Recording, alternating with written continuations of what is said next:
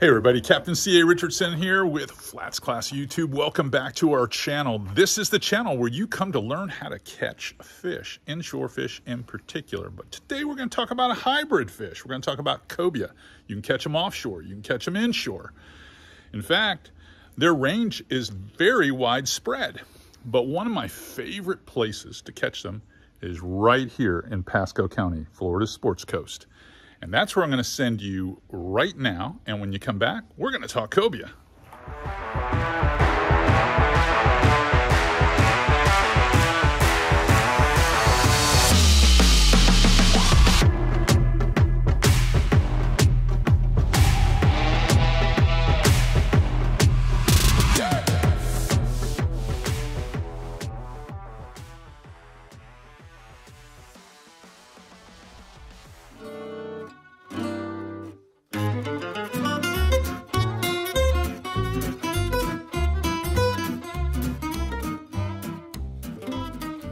All through the winter, I've been fishing for redfish primarily and speckled trout. And when we get into springtime, it's time to catch snook. Well, after you've caught snook for about 8 weeks in a row and you're anticipating tarpon season, there's no better bridge, if you will, than going cobia fishing. So this morning, my fishing partner is actually you. That's right. You're coming with me. I'm doing something I do every spring, and that's going cobia fishing. But this is a solo trip. It's kind of a two-parter where I'm looking to see what the travel pass of tarpon might be since I'm out here, but I'm also enjoying a great day on the water. This is what guides do when they don't have clients with them. They go scouting, and today we're going solo cobia fishing.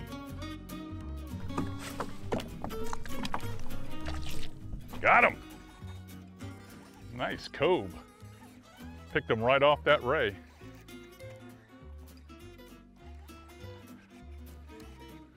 That's what you're looking for. You find a stingray, you're in good shape.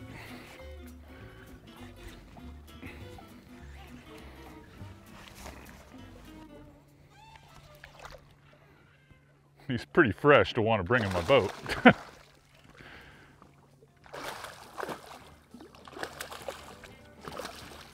I don't know if I should give you guys too good a look at this bait. This is a prototype crab profile that we're working with at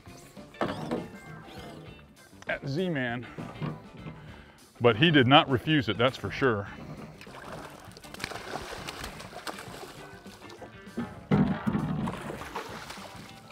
My lure, if you will. These fish they have a relationship with these big southern stingrays, and they ride the edge of the ray or just behind the ray, and they for the most part just use them as a way to apprehend prey. And I threw that little crab lure behind them. I'm going to try to get him under control here without getting my hands in those spines. Now this one's not a legal one by any stretch of the imagination, but a lot of fun to catch and a great sight fishing target. That's some of the stuff that we're looking for out here on these big flats. Not necessarily the size that I'm looking for, but a good opening fish and a great reaction and textbook how it all came together, where you see the ray and then you're able to take care of business with a nice, good presentation. I'm gonna let this guy go so he can go find another stingray, and then we will hunt down another. Some pretty cool footage, and that is from a show we did back 2 years ago, right there in Pasco County. All intents and purposes, that might be my favorite way to do it. But I'm going to tell you, when I said in the intro that they're widespread throughout the southeastern United States and in other places as well, because they're known as a lot of different species, as far as ling and lemonfish, you know, we call them cobia, but they're an inshore, obviously, and an offshore species. So they're very structure oriented. So when I'm out in Louisiana, a lot of the guys are catching the cobia on the rigs, and they catch them pretty prolifically all through the summer. So they're definitely targeted on structure.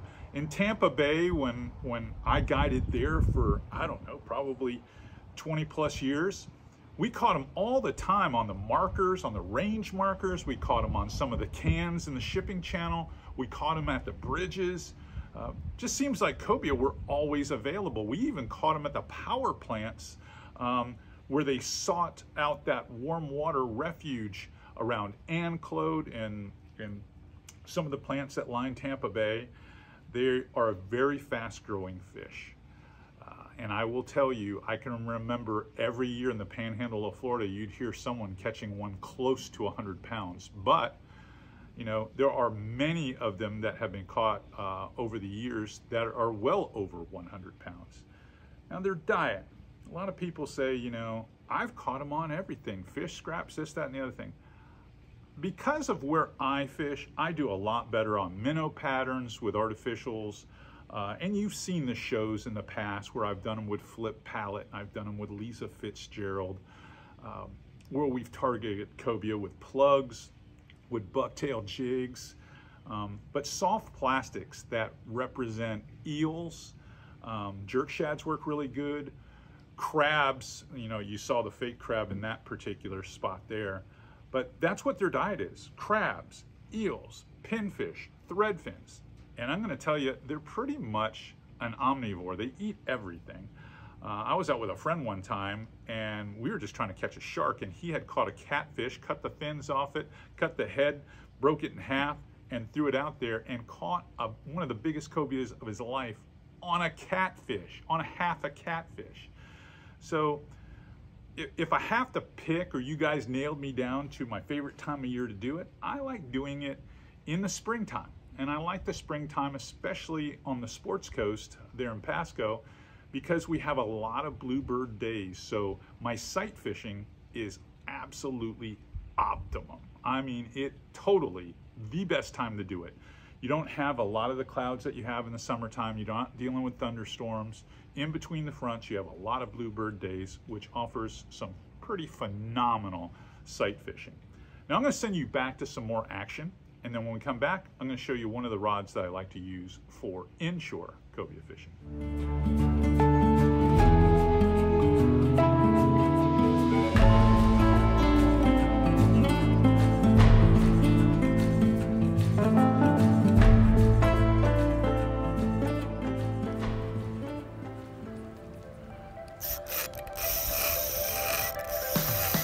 What a crazy eat.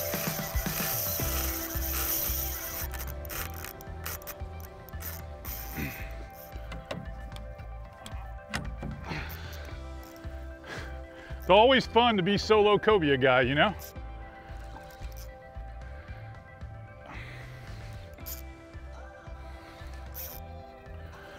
Oh, come on, big boy.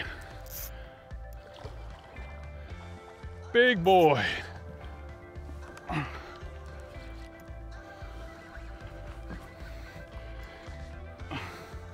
Huh, he just popped out a crab. It's got to be one of the most fun things we do, is do this cobia show every couple of years. This one's a good one. Whew.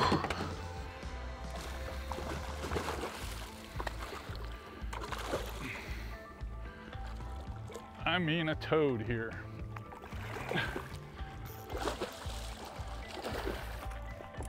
When I cobia fish with a handful of clients, because I don't do it with everybody, because it is one of those games of patience. You have to understand the possibility of not catching one looms large, if you will. So when I did the last solo cobia show years ago, it was an epic fail, there was no doubt. And the fact that we were against the wall with production and we had to produce that show, it made me determined to get my redemption on this particular show. And lo and behold, with enough persistence, I got that redemption. To take off, he is so lucky that I'm all about catch and release today because I need these guys in the water for clients later this week. The last time I did one of these solo trips was probably about 5 or 6 years ago, and it did not go this smoothly. A lot of frustration, but a little bit better prepared this time. I definitely enjoyed doing that episode for the second time solo Cobia back 2 years ago. It was a lot of fun, and a big thank you to Spencer Murphy at Lateral Media, who encouraged me to do that episode. Before I get started on the tackle and the rod, I want to let you guys know about something that's coming up. On October 20th, there's going to be the Redfish Classic up here in the Crystal River area. It's done by the Plantation Inn. If you have never participated in an event up here at the Plantation Inn, you're in for a big treat. This is the one you want to go to. You can sign up online, go to the Plantation Inn in Crystal River on their Instagram account, see what the details are, call to the Adventure Center there and sign up. I'm going to be in it. I'm taking my wife fishing, so we're going to be in the tournament. Hopefully I'll see some of you guys there too. All right, back to business, back to cobia fishing. All right, let's talk about the rod first. The rod that I like to use the most is the Terramar XX. This is from Shimano. I am a Shimano personality and ambassador for them, so that's what I'm going to talk about. You can extrapolate what you like in your favorite brands. Here is the model number so that you guys know what we're going to be talking about. Okay. It's a 7-foot medium heavy action rod. Has a lot of castability. I like how crisp the action is, but it's got a nice tip where I can throw lures anywhere from 3/8 all the way up to 1.5 ounces. Now, the sweet spot's probably going to be right there around 3/4. And I chose a couple of baits that I'm going to share with you as well. This is a Twin Power XD. This is the 5,000 size. I've got it spooled up with 20-pound Power Pro Super Slick V2. Why 20-pound? Well, this rod with the heavier lures and the way I'm casting, I can get some good casting distance. Now, a lot of the sight fishing I'm doing, I'm making super long casts. It's very, very hard on those bluebird days to get extremely close to those cobia. So it's not like being on a wreck where you're like chumming them up and they're everywhere. It's a lot tougher. So by making those long casts of those little bit heavier baits, everything from a Hercules minnow, which is going to probably weigh in close to 3/4, to putting a little heavier jig head on the Z-Man Goat, the kicker crabs, which was the star of that particular show, especially that Bloody Mary color, and then jerk shads, where you can Texas rig them if you got a little bit of floating grass. But those types of baits that mimic eels, mimic shrimp, mimic crabs, mimic thread fins or pinfish, they work well. They work extremely well. And this rod does a good job handling those fish that are probably going to tape out anywhere, because a typical day on the sports coast, you're going to run into a lot of juniors, you know, fish that are under 24 inches or right there at 2 foot, but you run into an awful lot of them on the stingrays that may be as big as 30 pounds, and this rod will still handle it. So have an adequate tackle. Most of my leader links for cobia fishing happen to be about 4 foot long, but having the proper equipment that'll still allow you to make a nice, accurate, and long cast with these types of lures, well, you're going to catch fish there on the sports coast. So hopefully you enjoyed this little informational video, and many of you guys will go down there and try out Nick's Park there. The bait depot's right across the street from Nick's Park, and you can land, you know, hit the landing there at Newport Richie, and you go right out there on those sand flats, and you can catch some pretty impressive fish. All right, if you like what you're seeing here on FlatsClass YouTube, give us a thumbs up, and do me a favor, subscribe. I need all of you to join us here in my virtual classroom each and every day, because we put a video out every day. And if you do, I'm going to take you to more cool places like Florida Sports Coast. All right, tomorrow I leave for the Florida Keys, so I got to finish packing.